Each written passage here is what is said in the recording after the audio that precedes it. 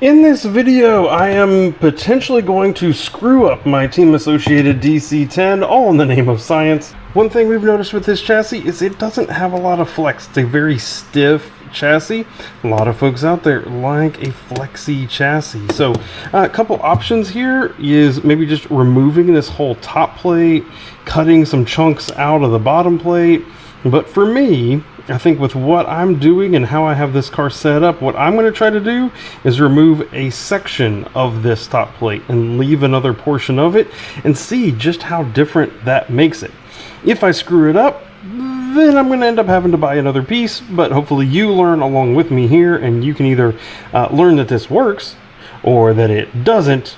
If you're new to the channel, welcome. My name is Troy. This is Roadside RC. You'll tend to find me bashing or crawling or drifting or racing, plus doing product review videos and how-tos. Let's get into it by starting to disassemble that top deck from this car. I've actually, in a separate video, moved the servo back further, and I am reliant on these top two screws here to help mount the servo. So I can't remove this whole top plate, although I think that is an option you can do. Note you may have to add some spacers to make up for the distance, the thickness up here, but otherwise I think if you have both of your bottom servo screws in, there's a chance you can just remove this whole thing, and that would certainly add some flex to the chassis.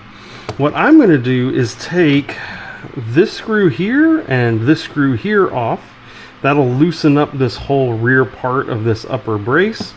I am then going to cut right here, yank, and get this section out and see if that adds any flexibility. If you are cutting carbon fiber, be very careful. It can be pretty nasty stuff as you are cutting it. One screw here and another one on the top. Just confirming that those two then let this whole part be loose here. Now you can do a couple things. You can go ahead and take the other screws out, 1, 2, 3, 4, in order to get it all the way off and cut it. That way, that is definitely the safest way of going about it. I'm going to take the much more dangerous and sketchy way and try to cut it while all of this is still on the car. I'm going to use just a rotary tool here to cut it. If you use something like a saw, then the carbon fiber tends to like flare on you a lot and make a big mess. So I'm going to use this. I am also going to be wearing a respirator, some goggles, and I'm going to have a fan and a vacuum cleaner on it as well. I hear the dust from this stuff is pretty nasty. And there we go.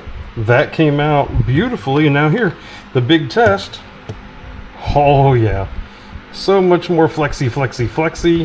And it costs $0. Now, I have a little bit of magic to do because, you know, it turns out I have a whole receiver that needs to be mounted somewhere. We got to figure out, well, where's this gonna go? It's just dangling in the middle of space at the moment. So wires need to be tucked up, receivers dangling in the middle of the space. More to be done here. Since I'm running such a small little receiver, it's able to sit just right up here on top of the transmission case, not a problem. I put the lower screw back in here just to help make sure it's holding that transmission case together.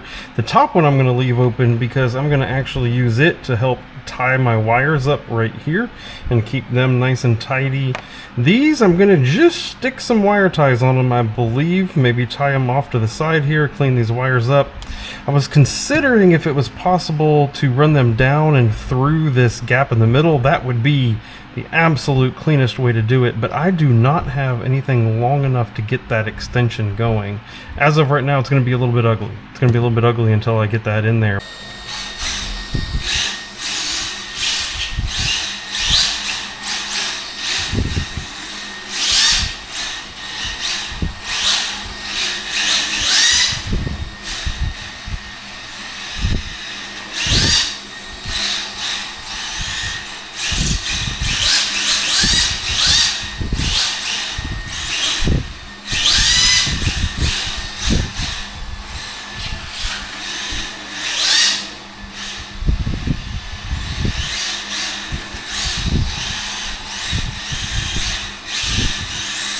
Well, I'll be danged.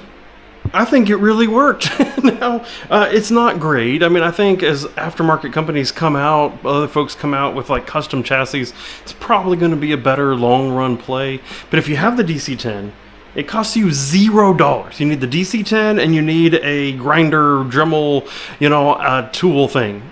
and it costs you $0, and you can add a little bit of flex to your chassis. Obviously, I can't tell here in my garage, like, is it making a big difference in traction or something along those lines. That'll be the next time I get out to the track, drift versus other folks that I know what their cars are normally like. That'll be when I get to tell a little bit more. But at the end of the day, it cost me nothing, kind of a no regrets move, so if you're curious, you can try it as well. If you have any questions about what I've done, leave them down in the video comments below. Otherwise, I will see you in a whole DC10 playlist that I have that's popping up over to your right. It's all of the crazy, wild, and sometimes sane things that I have done with the Team Associated DC10. Hope to see you over there. Thank you for watching, and goodbye.